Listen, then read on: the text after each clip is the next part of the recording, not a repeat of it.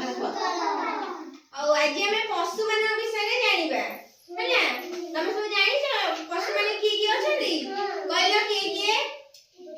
ହଁ ଜାଣିନ ଆଉ କଣ କହୁଛ? କହିଲ ଗୋଟେ ପଶୁ ନାଁ କଣ? ବାଘ। ତାପରେ ଏଇଟା ହାତୀ। ତାପରେ ଏଇଟା ଚିତାବାଘ। ଏଇଟା କଣ? ଚିତାବାଘ। ତାପରେ ଏଇଟା